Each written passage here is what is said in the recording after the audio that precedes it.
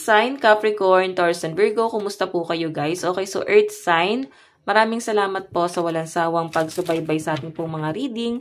Hayan, Earth sign, sa mga nagtatanong kung paano po mag-private reading, ay iwan ko na lang yung link sa atin pong description box below. So, tignan po natin. Earth sign, Capricorn, Taurus, and Virgo, gabay kapalaran mo ngayong araw. Earth sign, Capricorn, Taurus, Virgo. So, guys, meron tayong disturbance. Yung iba sa inyo, guys, maaaring napapariwara. Maaaring may mga nasasabi ka, guys, na pwedeng magpasira sa inyo, sa image mo. Masyadong prangka. So, alam nyo, guys, sinasabi kasi rito, Earth sign. Lahat ng, ayun, para bang nangungutya. Ganun yung nafe-feel ko, guys. May pangungutya, pang-down. So, huwag daw natin, guys, gagawin sa kapwa natin kung ayaw nating mangyari sa atin. Okay? Kung ano man daw ang na-achieve ng mga Earth sign, down to earth lang. Be humble. Siguro mas maganda na huwag natin, guys, pansinin. Huwag natin pansinin yung conflict ng iba. Kung makikita mo, ayan, no? Siguro may usapin about pabigat. Ganun yung na-feel ko. Kasi, yun, no, maayos naman si kuya. Tapos yung pasan-pasan ni kuya is andungis-dungis. Tapos parang mabigat pa sa ano niya. Siguro, guys, ito yung gusto mo ma-overcome. Or pwedeng ikaw ay may kasama na para bang pabigat. Pabigat sa loob ng tahanan. Okay. So, guys, withdrawal. Ito, guys, ay para bang pagtalikod, no? Pag-quit, no? Sa kanilang bisyo. Bad habit. Bad attitude. Mga ganon. So, tignan natin.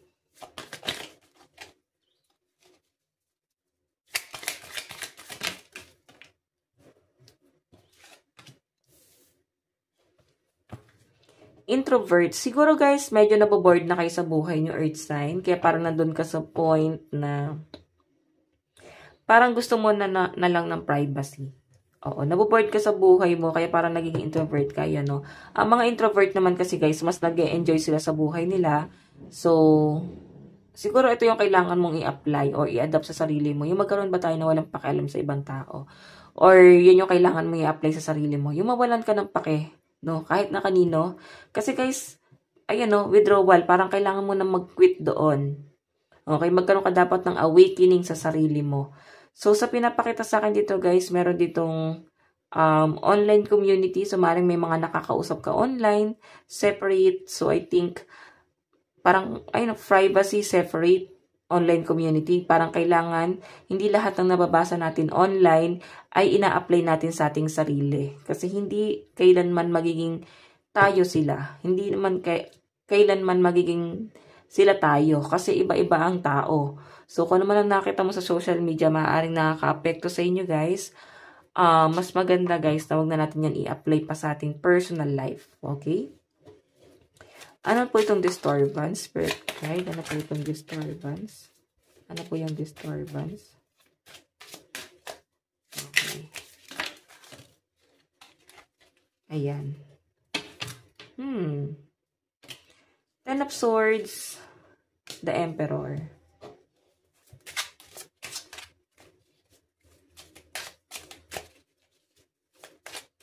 Okay. So, tinititigan ko yung card.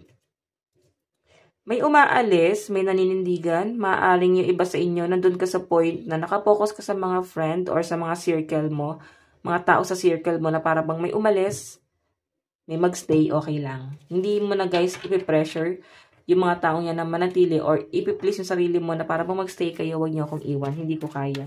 Hindi ka na darating sa point na yun, guys. Kung baga go with the flow na lang talaga kayo, sobrang magiging ano na lang din kayo, guys, sa sarili nyo. Seryoso sa buhay. Okay? So, tignan pa natin, guys. May mga pagpaplano rito, guys, sa pinapakita sa akin. So, kung naman yung pinaplano mo rito, Earth sign, I think, mapagtatagumpayan mo yan. Kailangan mo lang dito is may aralin or baguhin. Pagdating sa inyong behavior or sa inyong personal life, pagdating sa privacy ng iba, or pwedeng may nakikialam sa inyo. Parang kasi, guys, parang may nakikialam eh. Ganun yung naririnig ko na boses. Parang may nakikialam daw. Okay, tignan natin ano itong withdrawal. Ano po itong withdrawal? Spirit guide. Itong withdrawal. Meron tayong 9 of Wands. O, diba? Marami ka naman daw guys pwedeng pagkalibangan ngayong araw. Mag-focus ka daw guys sa sa pagbuo mo sa sarili mo. Kasi kung makita mo guys, hindi ka pa totally buo. No? Mag-focus ka dun sa sarili mo, Earth sign. Mag-focus ka sa pag-grow mo. Mag-focus ka sa stability.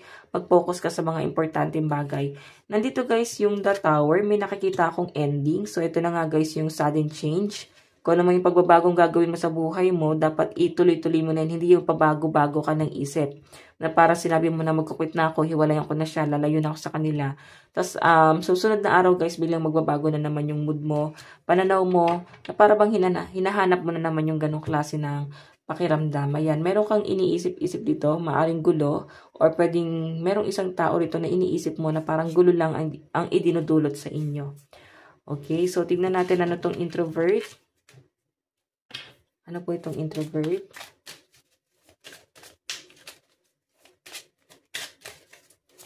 Ano po itong introvert?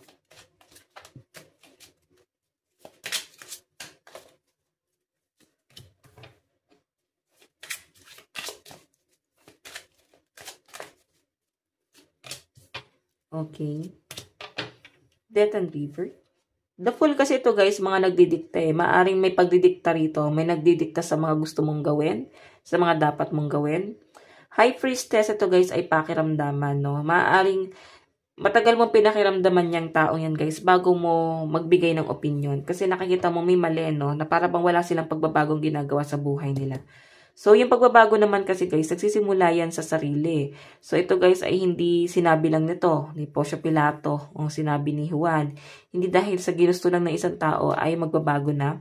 So, yung pagbabago naman kasi guys, choice naman natin yan.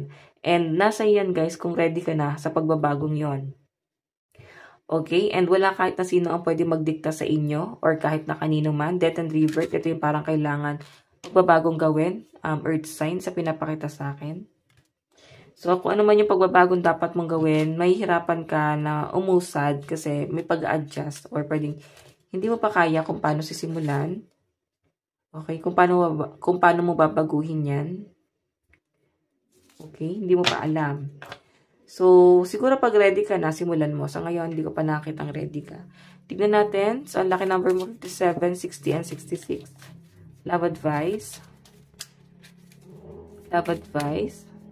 Meron po tayong unrequited love. May napipilitan sa relationship na to. Meron tayong passion. Mahal na mahal ka ng person mo. Yun nga lang earth sign. Nakikita ko parang napipilitan. Deception. Pwede kasi guys may panloloko or pwedeng may sumbatan patungkol sa pera. Responsibility. Ganun yung nakikita ko. So I think itong relationship na to lumala na siya. Parang nakikita niya na parang hindi na ito maayos ng ganun lang kabilis. Okay? So, tingnan natin guys. Kahit mahal niyo pa yung isa't isa, oh.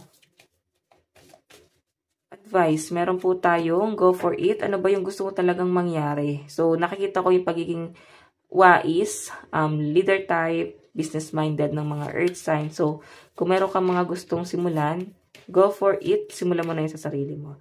So, earth sign, ito lang po ang inyong reading hanggang sa muli. God bless and love you. Thank you.